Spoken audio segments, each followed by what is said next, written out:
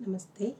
ವಾಸವಿ ಸಾಹಿತ್ಯ ಕಲಾವೇದಿಕೆ ಅರ್ಪಿಸುವ ಕಥಾವಾಚನ ಕನ್ನಡ ವಾಲ್ಮೀಕಿ ರಾಮಾಯಣ ಸರ್ಗ 18. ಮಹಾತ್ಮನಾದ ದಶರಥನು ಅಶ್ವಮೇಧ ಯಾಗದೊಡನೆ ಪುತ್ರಕಾಮೇಷ್ಟಿ ಯಾಗವನ್ನು ಪೂರ್ಣಗೊಳಿಸಿದನು. ದೇವತೆಗಳೆಲ್ಲ ತಮ್ಮ ತಮ್ಮ ಹವಿರ್ಭಾಗವನ್ನು ಸ್ವೀಕರಿಸಿ ಹೊರಟು ಹೋದರು. ರಾಜನು ದೀಕ್ಷಾ ವಿಸರ್ಜನೆಯನ್ನು ಮಾಡಿ ತನ್ನ ಪತ್ನಿಯರೊಂದಿಗೆ ತನ್ನ ಸೇವಕ ಸೈನ್ಯ ವಾಹನ ಸಹಿತವಾಗಿ ಪಟ್ಟಣಕ್ಕೆ ಹಿಂದಿರುಗಿದನು. ಆಹ್ವಾನಿತರಾಗಿ ಬಂದಿದ್ದ ರಾಜರುಗಳೆಲ್ಲ ಯಥೋಚಿತವಾಗಿ ದಶರಥ ರಾಜನಿಂದ ಗೌರವಿಸಲ್ಪಟ್ಟು ವಸಿಷ್ಠ ಋಷ್ಯಶೃಂಗ ಋಷಿಗಳಿಗೆ ನಮಸ್ಕರಿಸಿ ಸಂತೋಷಚಿತ್ತರಾಗಿ ಅವರವರ ದೇಶಗಳಿಗೆ ತೆರಳಿದರು.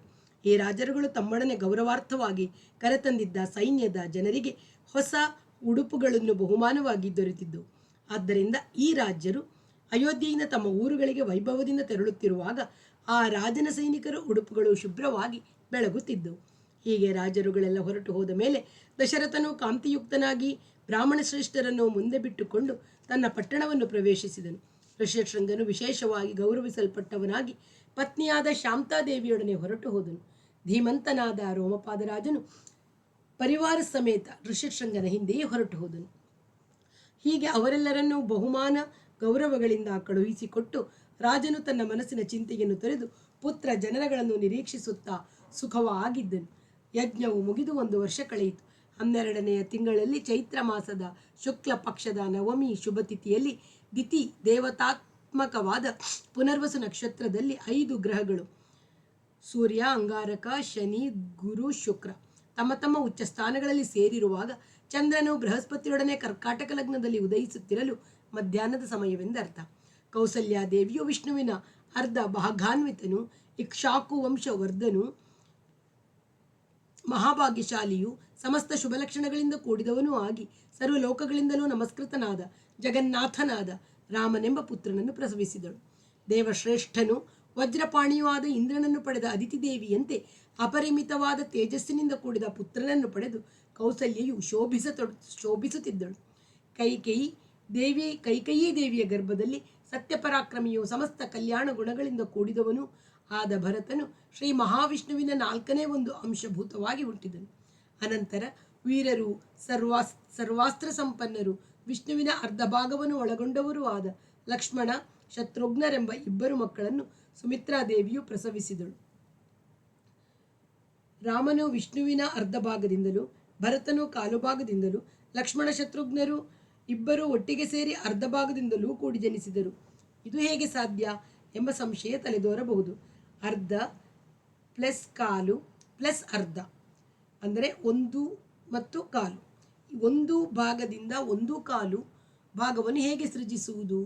ನಿರ್ದಿಷ್ಟವಾದ ಒಂದು ಸಂಖ್ಯೆಯಲ್ಲಿ ಅರ್ಧ ಭಾಗವನ್ನು ಒಬ್ಬರಿಗೂ, ಕಾಲು ಭಾಗವನ್ನು ತಲಾ 3 ಕೊಡಲಾಗುವುದಿಲ್ಲ. ಅನಿರ್ದಿಷ್ಟವೂ ಅನಂತವೂ ಆದ ಸಂಖ್ಯೆಗೆ ಇದು ಅನ್ವಯಿಸುವುದಿಲ್ಲ. ವಿಷ್ಣುವಿನ ಅರ್ಧ ಅಂಶದಿಂದ ಶ್ರೀರಾಮನು ಜನಿಸಿದ ಮೇಲೆ ಉಳಿದಿರುವ ವಿಷ್ಣು ಅರ್ಧ ಅಂಶ ಅರ್ಧ ಭಾಗ ಮಾತ್ರವಲ್ಲ, ಪೂರ್ತಿ ಭಾಗವೇ. ಉಪನಿಷತ್ತಿನಲ್ಲಿ ಹೇಳಿರುವಂತೆ ಪೂರ್ಣಮದಃ ಪೂರ್ಣಮಿದಂ ಪೂರ್ಣಸ್ಯ ಪೂರ್ಣಮಾದಾಯ ಪೂರ್ಣಮೇವಾವಶಿಷ್ಯತೆ. ಪೂರ್ಣದಲ್ಲಿ ಅನಂತವನ್ನು ಕಳೆದರೆ ಪೂರ್ಣದಲ್ಲಿ ಪೂರ್ಣವನ್ನು ಕಳೆದರೆ ಪೂರ್ಣವೇ ಉಳಿಯಬಹುದು. ಗಣಿತ ಭಾಷೆಯಲ್ಲಿ ಇನ್ಫಿನಿಟಿ ಮೈನಸ್ ಇನ್ಫಿನಿಟಿ ಇನ್ಫಿನಿಟಿ ಆಗಬಹುದು. ಹೀಗೆ ವಿಷ್ಣುವಿನ ಅಂಶ ಸಂಭೂತರಾಗಿ ರಾಮ, ಲಕ್ಷ್ಮಣ, ಭರತ, ಶತ್ರುಘ್ನರು ಅವತರಿಸಿ 11,000 ವರ್ಷ ಭೂಮಿಯ ಮೇಲೆ ಇದ್ದರು. ಇಷ್ಟು ಕಾಲವು ವೈಕುಂಠದಲ್ಲಿ ವಿಷ್ಣು ಇರಲಿಲ್ಲವೆಂದರೆ ವಿಷ್ಣುವು ಅಲ್ಲಿಯೂ ತನ್ನ ಪೂರ್ಣಾಂಶದಿಂದ ಇರಲೇ ಇಲ್ಲವೇ ಎಂದರೆ ವಿಷ್ಣುವು ಅಲ್ಲಿ ತನ್ನ ಪೂರ್ಣಾಂಶದಿಂದಲೇ ಇದ್ದನು ಎಂದು ತಿಳಿಯಬೇಕು. ಮೇಲೆ ಹೇಳಿದ ವಿಷ್ಣು ಅಂಶಗಳಿಗೂ ದಶರಥನು ಪಾಯಸವನ್ನು ಪತ್ನಿಯರಿಗೆ ಹಂಚಿದ ಆ ಭಾಗಗಳಿಗೂ ಏನೂ ಸಂಬಂಧವಿಲ್ಲ.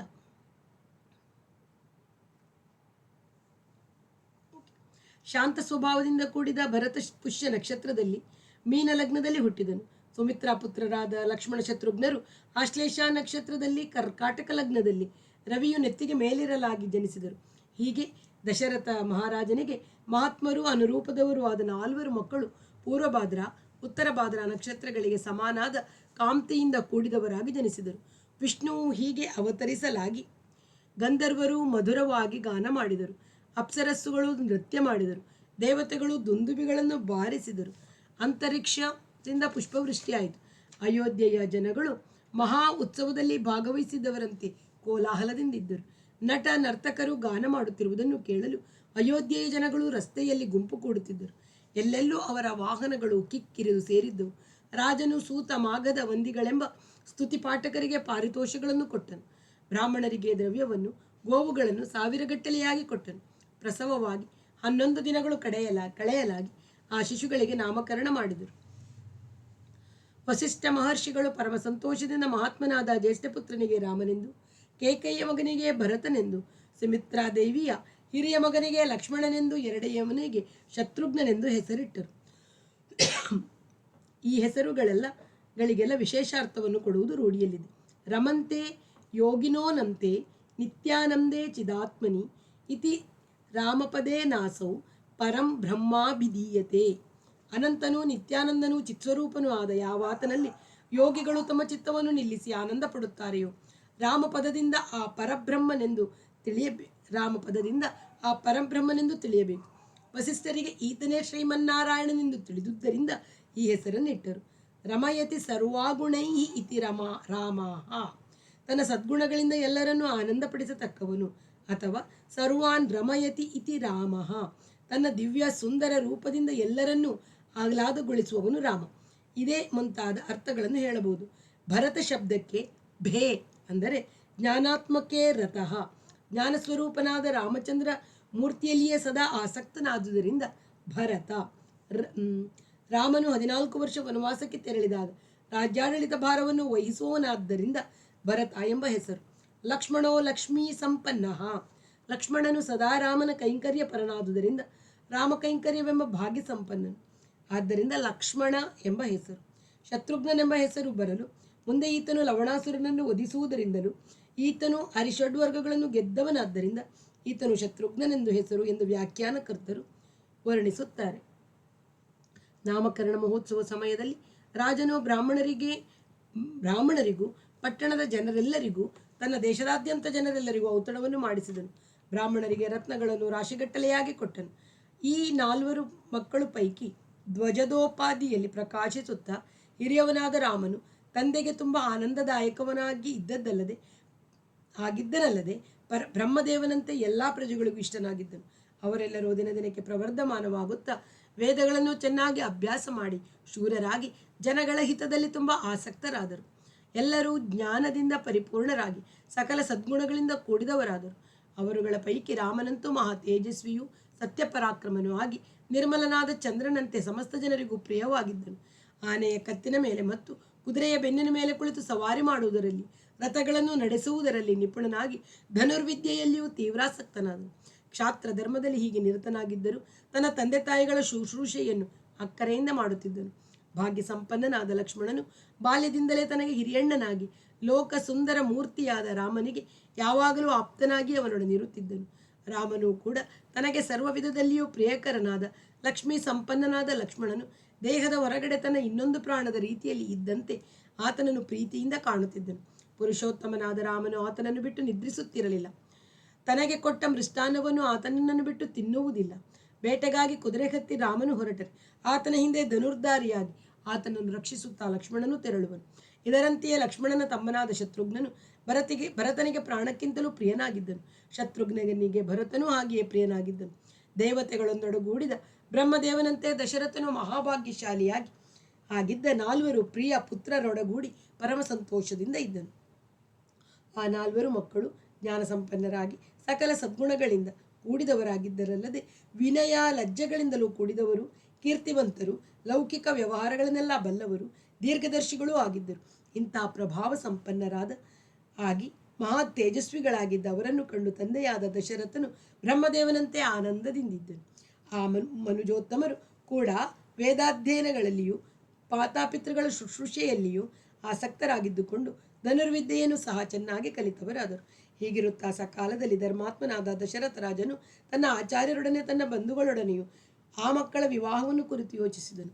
ಮಹಾತ್ಮನಾದ ದಶರಥನು ಮಂತ್ರಿಗಳೊಡಗೂಡಿ ಹೀಗೆ ಯೋಚಿಸುತ್ತಿರುವ ಸಮಯದಲ್ಲಿ ಮಹಾ ತೇಜಸ್ವಿಯಾದ ವಿಶ್ವಾಮಿತ್ರ ಮಹರ್ಷಿಯು ರಾಜನನ್ನು ನೋಡಲಪೇಕ್ಷಿಸಿ ದಶರಥನ ರಾಜಗೃಹಕ್ಕೆ ಬಂದು ಅಲ್ಲಿಯ ದ್ವಾರಪಾಲಕರನ್ನು ಕುರಿತು, ಗಾದಿಪುತ್ರನಾದ ಕೌಶಿಕನು ಬಂದಿರುವನು ವಿಶ್ವಾಮಿತ್ರ ಎಂದು ನಿಮ್ಮ ರಾಜನಿಗೆ ಬೇಗ ತಿಳಿಸಿರಿ ಎಂದನು. ಆ ಮಾತನ್ನು ಕೇಳಿ ದ್ವಾರಪಾಲಕರು ಭಯದಿಂದಲೂ ಭಕ್ತಿ ಆನಂದಗಳಿಂದಲೂ ಕೂಡಿದವರಾಗಿ ಅರಮನೆಯೊಳಕ್ಕೆ ಓಡಿ ಹೋಗಿ ಇಕ್ಷ್ವಾಕು ಕುಲ ರಾಜನಾದ ದಶರಥನಿಗೆ ಬಾಗಿಲಲ್ಲಿ ವಿಶ್ವಾಮಿತ್ರ ಋಷಿಯು ಬಂದು ಕಾದಿರುವನೆಂದು ತಿಳಿಸಿದರು. ಆ ಮಾತನ್ನು ಕೇಳಿ ದಶರಥನು ಸಂತೋಷಗೊಂಡು ಪುರೋಹಿತರೊಡಗೂಡಿ ದೇವೇಂದ್ರನು ಬ್ರಹ್ಮದೇವನನ್ನು ಎದುರುಗೊಳ್ಳಲು ಹೋಗುವಂತೆ ವಿಶ್ವಾಮಿತ್ರ ಋಷಿಯನ್ನು ಎದುರುಗೊಳ್ಳಲು ಹೋದನು. ಜಾಜ್ವಲ್ಯಮಾನವಾದ ತೇಜಸ್ಸಿನಿಂದ ಕೂಡಿದ ತಪೋನಿಷ್ಠನಾದ ಆ ಋಷಿಯನ್ನು ಕಂಡು ರಾಜನು ಸಂತೋಷಪಟ್ಟು ಆತನಿಗೆ ಅರ್ಘ್ಯವನ್ನಿತ್ತು ಸ್ವಾಗತಿಸಿದನು. ಶಾಸ್ತ್ರ ರೀತಿಯಿಂದ ರಾಜನು ಅರ್ಪಿಸಿದ ಅರ್ಘ್ಯವನ್ನು ಸ್ವೀಕರಿಸಿ ಋಷಿಯು ರಾಜನ ಯೋಗಕ್ಷೇಮವನ್ನು ವಿಚಾರಿಸಿದನು. ಧಾರ್ಮಿಕನಾದ ವಿಶ್ವಾಮಿತ್ರನು ರಾಜನನ್ನು ಕುರಿತು ಆತನ ಪಟ್ಟಣದ ರಾಜ ಬೊಕ್ಕಸದ ರಾಷ್ಟ್ರದ ಕ್ಷೇಮವನ್ನು ಬಂಧು ಮಿತ್ರರ ಕುಶಲವನ್ನು ಕುರಿತು ವಿಚಾರಿಸಿದನು. ಎಲೈ ರಾಜನೇ, ನಿನ್ನ ಸಾಮಂತ ರಾಜರೆಲ್ಲ ನಿನಗೆ ವಿಧೇಯರಾಗಿರುವರಷ್ಟೇ. ನಿನ್ನ ಶತ್ರುಗಳನ್ನೆಲ್ಲ ನೀನು ಜಯಿಸಿ ಆಯಿತೆ. ದೇವತಾ ಕಾರ್ಯಗಳನ್ನು ಲೌಕಿಕ ಕಾರ್ಯಗಳನ್ನು ನೀನು ಚೆನ್ನಾಗಿ ನಡೆಸಿಕೊಂಡು ಬರುತ್ತಿರುವಿಯಷ್ಟೇ. ಹೀಗೆಂದು ರಾಜನು ಪ್ರಶ್ನಿಸಿ ವಿಶ್ವಾಮಿತ್ರನು ಆತನಿಂದ ಸಮಯೋಚಿತವಾದ ಉತ್ತರವನ್ನು ಪಡೆದ ಮೇಲೆ ವಸಿಷ್ಠರ ಬಳಿಗೆ ಬಂದು ಅವರ ಕುಶಲವನ್ನು ಕೇಳಿ ಅನಂತರ ಅಲ್ಲಿ ಇದ್ದ ಮಹಾತ್ಮರಾದ ಇತರ ಮಹರ್ಷಿಗಳನ್ನು ಸಹ ಯಥೋಚಿತವಾಗಿ ಕುಶಲ ಪ್ರಶ್ನೆಯೊಡನೆ ಮಾತನಾಡಿಸಿದನು. ಎಲ್ಲರೂ ಒಬ್ಬರಿಂದ ಒಬ್ಬರು ಗೌರವಿಸಲ್ಪಟ್ಟು ಸಂತೋಷದಿಂದ ಅರಮನೆಯೊಳಕ್ಕೆ ಹೋಗಿ ಉಚಿತಾಸನದಲ್ಲಿ ಕುಳಿತುಕೊಂಡರು. ಅನಂತರ ಉದಾರ ಮನಸ್ಕನಾದ ದಶರಥ ರಾಜನು ವಿಶ್ವಾಮಿತ್ರನನ್ನು ಸತ್ಕರಿಸಿ ಆತನ ಕುರಿತು ಇಂತೆಂದನು. ತಾವು ಇಲ್ಲಿಗೆ ದಯಮಾಡಿಸಿದುದು ನನಗೆ ಅಮೃತ ಪ್ರಾಪ್ತಿಯಾದಂತಿದೆ. ನೀರಿಲ್ಲದ ಪ್ರದೇಶದಲ್ಲಿ ಮಳೆ ಬಿದ್ದಂತಾಗಿದೆ. ಮಕ್ಕಳಿಲ್ಲದ ಮನುಷ್ಯನಿಗೆ ತನಗೆ ಅನುರೂಪರಾದ ಪತ್ನಿಯರಲ್ಲಿ ಮಕ್ಕಳಾದಂತಿದೆ. ಕಳೆದು ಹೋದ ಅನರ್ಘ್ಯ ವಸ್ತು ಪುನಃ ದೊರಕಿದಷ್ಟು ಸಂತೋಷವಾಗಿದೆ. ಅಪೂರ್ವವಾದ ಅಭ್ಯುದಯದ ಕಾಲದಲ್ಲಿ ಒದಗತಕ್ಕ ಹರ್ಷವು ಹೀಗೆ ತಮ್ಮ ಆಗಮನದಿಂದ ಒದಗಿದೆ. ತಾವು ಯಾವುದನ್ನು ವಿಶೇಷವಾಗಿ ಕೋರಿ ನನ್ನ ಬಳಿಗೆ ದಯಮಾಡಿಸಿರುವಿರೋ ಅದನ್ನು ತಿಳಿಸಬೇಕು. ಮೂಲ ಕಂಚತೆ ಪರಮಂ ಕಾಮಂ ಕರೋಮೀತಿ ಮುಹುರ್ಷಿತಃ. ಯಾವ ಪರಬ್ರಹ್ಮ ಸ್ವರೂಪವನ್ನು ಅಪೇಕ್ಷಿಸಿ ತಾವು ಬಂದಿರುವಿರಿ ಅದನ್ನು ನಾನು ಸಂತೋಷದಿಂದ ನೆರವೇರಿಸುವೆನು ಎಂಬ ಗೂಢಾರ್ಥವುಳ್ಳ ಪದಪ್ರಯೋಗದಿಂದ ದಶರಥನು ಇಲ್ಲಿ ಮಾತನಾಡಿರುವನು. ತಮ್ಮ ಕೋರಿಕೆಯನ್ನು ಸಂತೋಷದಿಂದ ನೆರವೇರಿಸಿಕೊಡುವೆನು. ಎಲೈ ಬ್ರಹ್ಮಜ್ಞನೇ, ನನ್ನಿಂದ ಆಚರಿಸಲ್ಪಡುವ ಸೇವೆಗೆ ನೀವು ಸತ್ಪಾತ್ರರೇ ಸರಿ. ನನ್ನ ಭಾಗ್ಯೋದಯದಿಂದ ನೀವು ಇಲ್ಲಿಗೆ ದಯಮಾಡಿಸಿದಿರಿ. ನನ್ನ ಜನ್ಮವು ಇಂದು ಸಫಲವಾಯಿತು. ನನ್ನ ಬಾಳು ಉತ್ತಮವೆನಿಸಿಕೊಂಡಿತು. ತಾವು ಪೂರ್ವದಲ್ಲಿ ರಾಜರ್ಷಿ ಎನಿಸಿಕೊಂಡಿದ್ದು ತೀವ್ರವಾದ ತಪಸ್ಸಿನ ಪ್ರಭಾವದಿಂದ ಬ್ರಹ್ಮರ್ಷಿತ್ವವನ್ನು ಪಡೆದಿರಿ. ಆದ್ದರಿಂದ ಬಹುಪ್ರಕಾರವಾಗಿ ತಾವು ನನ್ನಿಂದ ಪೂಜಾರ್ಹರು. ತಾವು ಹೀಗೆ ದಯಮಾಡಿಸಿದುದು ನನಗೆ ಅತ್ಯಂತ ಪವಿತ್ರಕರವೂ ಆಶ್ಚರ್ಯಜನಕವೂ ಆಗಿದೆ. ಎಲೈ ಬ್ರಹ್ಮನ್, ತಮ್ಮ ಸಂದರ್ಶನದಿಂದ ಈ ಸ್ಥಳವು ಪಾವನವಾಯಿತು. ತಾವು ಉದ್ದೇಶಿಸಿ ಬಂದ ವಿಷಯವನ್ನು ತಿಳಿಸುವವರಾಗಿ ತಮ್ಮ ಆಗಮನದಿಂದ ಆ ಕಾರ್ಯಕ್ಕೆ ವಿರೋಧವಾಗಲಾರದು. ತಮ್ಮ ಅಪೇಕ್ಷೆಯನ್ನು ನಡೆಸಿಕೊಟ್ಟು ತಮ್ಮ ಅನುಗ್ರಹಕ್ಕೆ ಪಾತ್ರನಾಗಲು ಇಚ್ಛಿಸುತ್ತೇನೆ. ತಾವು ಬಂದ ಕಾರ್ಯವು ನೆರವೇರುವುದೋ ಇಲ್ಲವೋ ಎಂಬ ವಿಮರ್ಶೆಯೇ ಬೇಡ. ಆ ಕಾರ್ಯವನ್ನು ನಾನು ಸಂತೋಷದಿಂದ ಸಂಪೂರ್ಣವಾಗಿ ಮಾಡಿಕೊಡತಕ್ಕವನು. ತಾವು ನನಗೆ ದೇವತಾ ಸ್ವರೂಪರು. ಎಲೈ ಬ್ರಾಹ್ಮಣರೇ, ತಮ್ಮ ಬರುವಿಕೆಯಿಂದ ನನಗೆ ಮಹತ್ತಾದ ಅಭ್ಯುದಯದ ಪ್ರಾಪ್ತವಾಯಿತು ಎಂಬುದರಲ್ಲಿ ಸಂದೇಹವಿಲ್ಲ. ಸರ್ವೋತ್ತಮವಾದ ಧರ್ಮದ ಸಂಪೂರ್ಣ ಪ್ರಾಪ್ತಿಯು ನನಗೆ ಆಯಿತು. ಈ ಪ್ರಕಾರವಾಗಿ ಜ್ಞಾನಿಯಾದ ದಶರಥನು ವಿನಯದಿಂದ ಹೇಳಿದ ಕರ್ಣಾನಂದಕರವೂ ಹೃದಯಾನಂದಕರವೂ ಆದ ಮಾತುಗಳನ್ನು ಕೇಳಿ ಪ್ರಖ್ಯಾತ ಕೀರ್ತಿಯಿಂದಲೂ ಸದ್ಗುಣಗಳಿಂದಲೂ ಕೂಡಿದ ಆ ಮಹರ್ಷಿಯು ಪರಮಹರ್ಷಿತನಾದನು. ಸರ್ಗ 19. ವಿಶ್ವಾಮಿತ್ರನು ಯಜ್ಞ ರಕ್ಷಣೆಗಾಗಿ ರಾಮನನ್ನು ಯಾಚಿಸಿದುದು. ರಾಜಶ್ರೇಷ್ಠನಾದ ದಶರಥನ ಅರ್ಥಗರ್ಭಿತವಾದ ಮಾತುಗಳನ್ನು ಕೇಳಿ ಮಹಾತೇಜಸ್ವಿಯಾದ ವಿಶ್ವಾಮಿತ್ರನು ರೋಮಾಂಚಿತನಾಗಿ ಹೀಗೆ ಉತ್ತರ ಕೊಟ್ಟನು. ಎಲೈ ರಾಜಶ್ರೇಷ್ಠನೇ, ನಿನ್ನ ಮಾತುಗಳು ಮಹಾವಂಶದಲ್ಲಿ ಹುಟ್ಟಿ ವಸಿಷ್ಠರನ್ನು ಆಚಾರ್ಯರನ್ನಾಗಿ ಪಡೆದಿರುವ ನಿನಗೆ ತಕ್ಕುದಾಗಿದೆ. ಭೂಮಿಯಲ್ಲಿ ಇಂಥ ಮಾತುಗಳು ಮತ್ತೊಬ್ಬರಿಂದ ಬರಲಾರವು.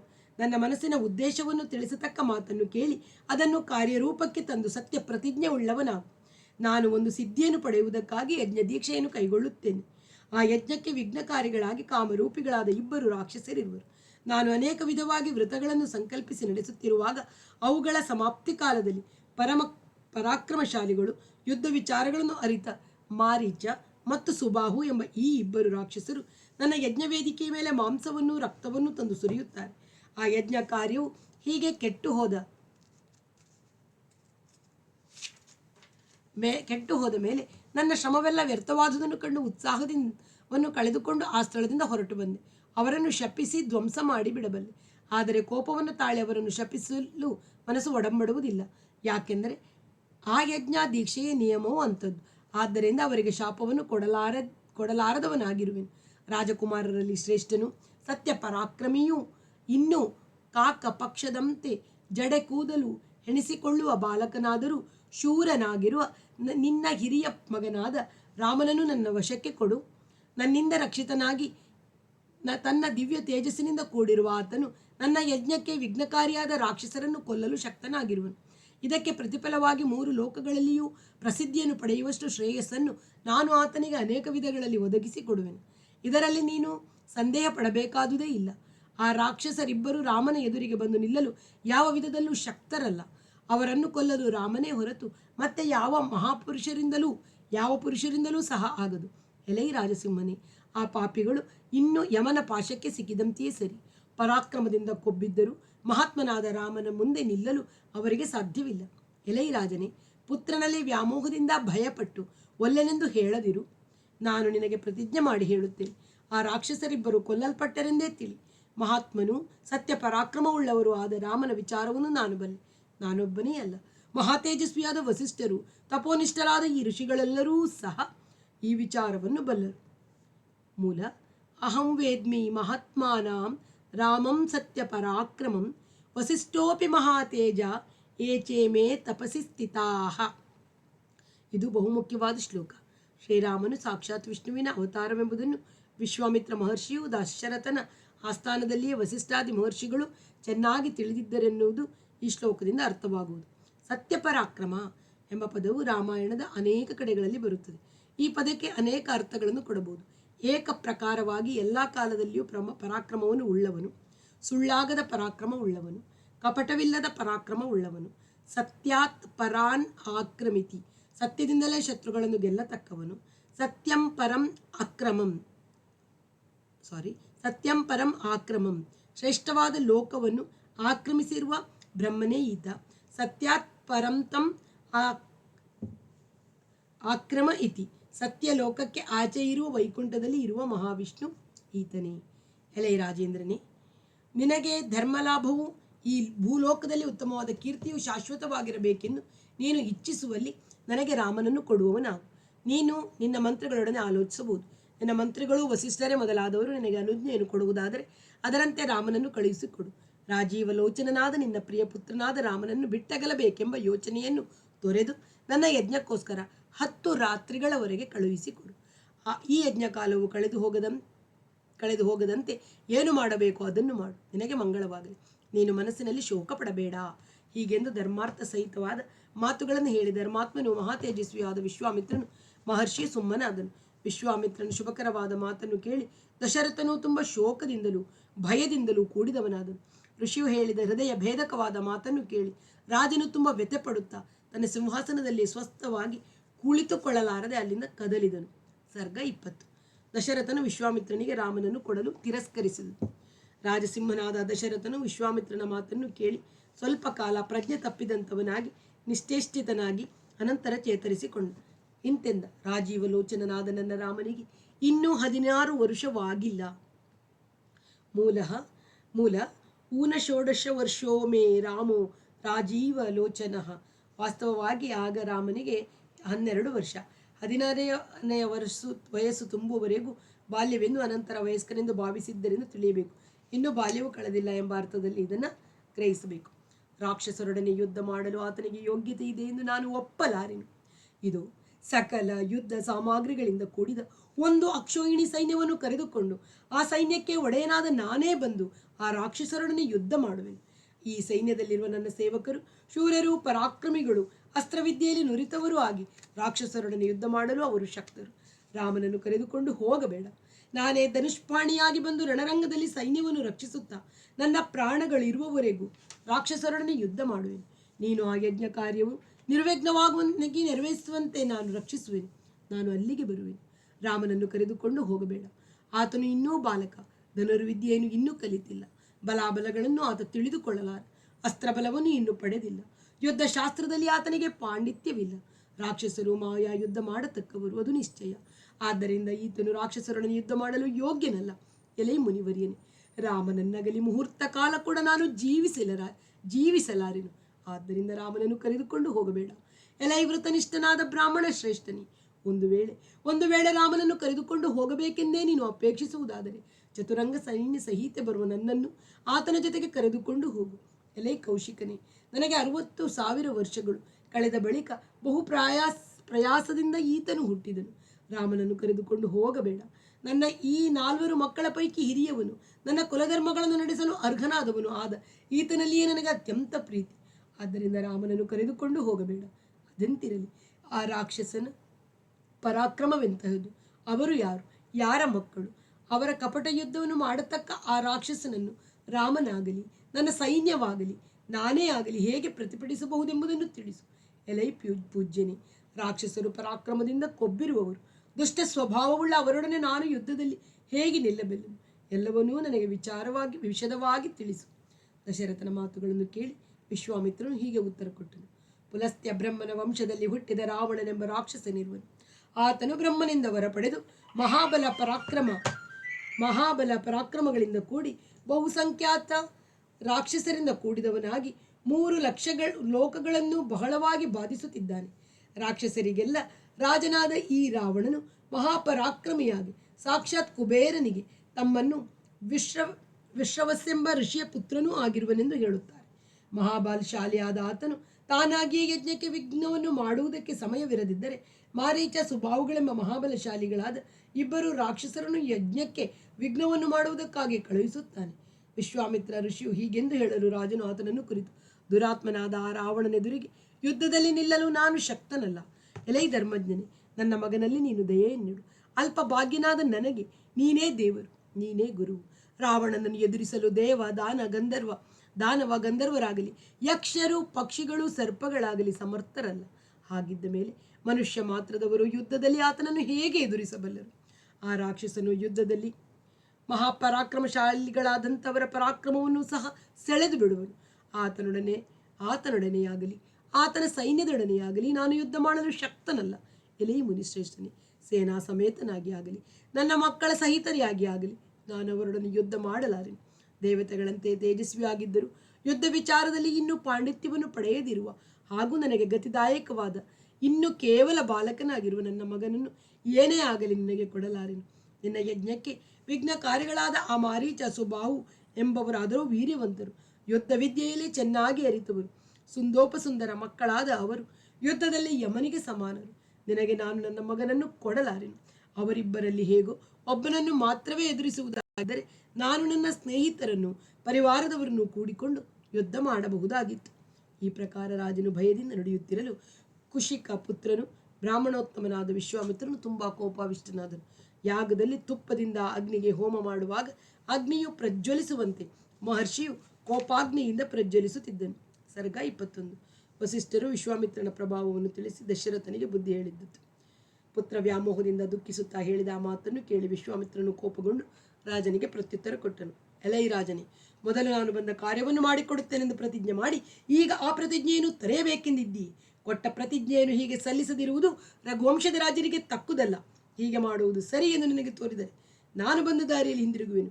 ಎಲೈ ಕಾಕುತ್ಸನೆ, ಪ್ರತಿಜ್ಞೆಗೆ ತಪ್ಪಿದವನಾಗಿ ನೀನು ನಿನ್ನ ಬಂಧುಗಳೊಡನೆ ಸುಖವಾಗಿರು. ಧೀಮಂತನಾದ ವಿಶ್ವಾಮಿತ್ರನು ರೋಷಾವೇಶದಿಂದಿರಲು ಭೂಮಂಡಲವೇ ನಡುಗಿತು. ದೇವತೆಗಳು ಭಯಪಟ್ಟರು. ಜಗತ್ತೆಲ್ಲವೂ ಭಯದಿಂದ ನಡುಗುತ್ತಿರುವುದನ್ನು ತಿಳಿದು ಮಹಾತ್ಮನೂ ವೃತನಿಷ್ಠನೂ ಧೈರ್ಯಶಾಲಿಯೂ ಆದ ವಸಿಷ್ಠ ಋಷಿಯು ರಾಜನನ್ನು ಕುರಿತು ಇಂತೆಂದನು. ಬೇರೊಂದು ಸಾಕ್ಷಾತ್ ಧರ್ಮದೇವತೆಯಂತೆ ಇಕ್ಷ್ವಾಕು ವಂಶದಲ್ಲಿ ಹುಟ್ಟಿ ಧೈರ್ಯಶಾಲಿಯೂ ವೃತನಿಷ್ಠನೂ ಭಾಗ್ಯಶಾಲಿಯೂ ಆದ ನೀನು ಈಗ ಧರ್ಮವನ್ನು ತ್ಯಜಿಸುವುದು ಸರಿಯಲ್ಲ. ಎಲೈ ರಘುವಂಶೋತ್ಪನ್ನನೇ, ನೀನು ಧರ್ಮಾತ್ಮನೆಂದು 3 ಲೋಕಗಳಲ್ಲಿ ಪ್ರಖ್ಯಾತನಾಗಿರುವೆ. ನಿನ್ನ ಧರ್ಮವನ್ನು ನೀನು ಕಾಪಾಡಿಕೋ, ಅಧರ್ಮವನ್ನು ಆಚರಿಸಬೇಡ. ಎಲೈ ರಘುಕುಲ ತೇಜನೆ, ಹೀಗೆ ಮಾಡುತ್ತೇನೆಂದು ಪ್ರತಿಜ್ಞೆ ಮಾಡಿ ಅದನ್ನು ಮಾಡದೇ ಹೋದವನಿಗೆ ಯಜ್ಞ ಯಾಗಾದಿ ಕರ್ಮಗಳ ಮತ್ತು ಇತರ ಸತ್ಕರ್ಮಗಳ ಫಲವೆಲ್ಲ ನಾಶವಾಗಿ ಹೋಗುವುದು. ಆದ್ದರಿಂದ ರಾಮನನ್ನು ಕಳುಹಿಸಿಕೊಡು.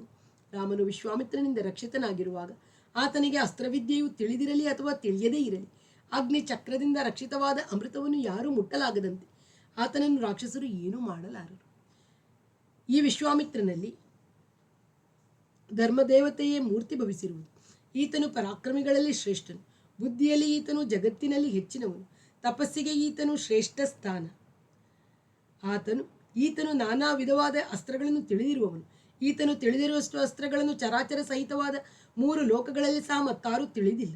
ದೇವತೆಗಳೇ ಆಗಲಿ, ಋಷಿಗಳೇ ಆಗಲಿ, ಅಸುರ, ರಾಕ್ಷಸ, ಗಂಧರ್ವ, ಯಕ್ಷಸರೇ ಮೊದಲಾದವರಾಗಲಿ, ಕಿನ್ನರ, ಮಹೋರಗರೇ ಆಗಿರಲಿ, ಇಷ್ಟು ಅಸ್ತ್ರಗಳನ್ನು ಯಾರೂ ತಿಳಿದಿಲ್ಲ, ಮುಂದೆ ಯಾರೂ ತಿಳಿಯಲಾರರು. ಪೂರ್ವದಲ್ಲಿ ಈತನ ಅಭ್ಯಾಸ ರಾಜ್ಯವು ಆಳುತ್ತಿದ್ದಾಗ ವೃಷಾಶ್ವನಿಗೆ ಪರಮ ಧಾರ್ಮಿಕರಾದ ಪುತ್ರರು ಈ ಅಸ್ತ್ರಗಳ ರೂಪವನ್ನು ತಾಳಿ ಈತನಿಗೆ ಕೊಡಲ್ಪಟ್ಟರು. ವೃಷಾಶ್ವನ ಪುತ್ರ ರೂಪಿಗಳಾದ ಈ ಅಸ್ತ್ರಗಳು ಅನೇಕ ರೂಪಗಳಿಂದ, ಮಹಾಶಕ್ತಿಯಿಂದ, ತೇಜಸ್ವಿಯಿಂದ ಕೂಡಿ ಯಜವನ್ನು ಒದಗಿಸಿಕೊಡತಕ್ಕವು. ಹಿಂದೆ ಬ್ರಹ್ಮನೆಂಬ ಪ್ರಜಾಪತಿಗೆ ಸುಂದರಾಂಗಿಯರಾದ ಜಯ, ಸುಪ್ರಭಾ ಎಂಬ ಇಬ್ಬರು ಕನ್ಯೆಯರಿದ್ದರು. ಇವರಲ್ಲಿ ವೃಷಾಶ್ವನೆಂಬ ತೇಜೋಯುತವಾದ 100 ಅಸ್ತ್ರಶಸ್ತ್ರಗಳನ್ನು ಪಡೆದರು. ಮೊದಲು ಜಯ ಎಂಬವಳು ಶ್ರೇಷ್ಠರಾದ 50 ಮಂದಿ ಅಸದೃಶ್ಯರಾದ ಪುತ್ರರನ್ನು ಕಾಮರೂಪಿಗಳಾದ ಅಸುರರ ಸಂಹಾರಕ್ಕೋಸ್ಕರ ಪಡೆದಳು. ಆಮೇಲೆ ಸುಪ್ರಭೆ ಎಂಬವಳು ಬಲಶಾಲಿಗಳು, ಸಹಿಸಲ ಅಶಕ್ತರು, ಆಕ್ರಮಿಸಲು ಅಸಾಧ್ಯರೂ ಆದ 50 ಮಂದಿ ಸಂಹಾರರೆಂಬ ಹೆಸರುಳ್ಳ ಪುತ್ರರನ್ನು ಪಡೆದಳು. ವೃಷಾಶ್ವನು ಈ 100 ಮಂದಿ ಮಕ್ಕಳನ್ನು ಅಸ್ತ್ರಗಳ ರೂಪಿನಲ್ಲಿ ವಿಶ್ವಾಮಿತ್ರನಿಗೆ ಒಪ್ಪಿಸಿದನು. ಕುಶಿಕ ಪುತ್ರನಾದ ಈ ವಿಶ್ವಾಮಿತ್ರನು ಆ ಅಸ್ತ್ರಗಳನ್ನೆಲ್ಲವನ್ನು ಸರಿಯಾಗಿ ತಿಳಿದಿರುವನು. ಇಷ್ಟು ಮಾತ್ರವಲ್ಲದೆ ಧರ್ಮಜ್ಞನಾದ ಈತನು ಅನೇಕ ಅಪೂರ್ವ ಅಸ್ತ್ರಗಳನ್ನು ಸೃಷ್ಟಿ ಮಾಡಬಲ್ಲ ಶಕ್ತಿ ಉಳ್ಳವನು. ವಿಶ್ವಾಮಿತ್ರನು ಇಂತಹ ಶಕ್ತಿ ಉಳ್ಳವನು, ತೇಜಸ್ವಿಯು, ಕೀರ್ತಿವಂತನು. ಎಲೈ ರಾಜನೇ, ರಾಮನು ಈತನ ಸಂಗಡ ಹೋಗಿ ಬರುವ ವಿಚಾರದಲ್ಲಿ ನಿನಗೆ ಸಂಶಯ ಬೇಡ. ಕುಶಿಕ ಪುತ್ರನಾದ ಈತನು ಆ ರಾಕ್ಷಸರನ್ನು ಕೊಲ್ಲಲು ತಾನೇ ಸಮರ್ಥನಾಗಿರುವನು. ನಿನ್ನ ಮಗನ ಯಶಸ್ಸಿಗಾಗಿ, ಹಿತಕ್ಕಾಗಿ, ಲಾಭಕ್ಕಾಗಿ ನಿನ್ನ ಬಳಿಗೆ ಬಂದು ನಿನ್ನನ್ನು ಬೇಡುತ್ತಿರುವನು. ವಸಿಷ್ಠ ಋಷಿಯು ಆಡಿದ ಈ ಮಾತುಗಳಿಂದ ಸಮಾಧಾನ ಚಿತ್ತನಾಗಿ ರಘುವಂಶ ಶ್ರೇಷ್ಠನು, ಪ್ರಖ್ಯಾತ ಕೀರ್ತಿಯುಳ್ಳವನು ಆದ ದಶರಥನು ಶರೀರದಲ್ಲಿ ಕಳೆಗುಂದಿದವನಾಗಿ ಸಂತೋಷಗೊಂಡು ವಿಶ್ವಾಮಿತ್ರನೊಡನೆ ರಾಮನನ್ನು ಕಳಿಸುವ ವಿಷಯದಲ್ಲಿ ಮನಸ್ಸಿನಲ್ಲಿ ಸಮ್ಮತಿಗೊಂಡನು. ಮುಂದಿನ ಭಾಗವನ್ನು ಮತ್ತೆ ಕೇಳೋಣ. ಅಲ್ಲಿಯವರೆಗೆ ಎಲ್ಲರಿಗೂ ನಮಸ್ಕಾರ. ವಾಸವಿ ಸಾಹಿತ್ಯ ಕಲಾವೇದಿಕೆ, ಸುಳ್ಯ.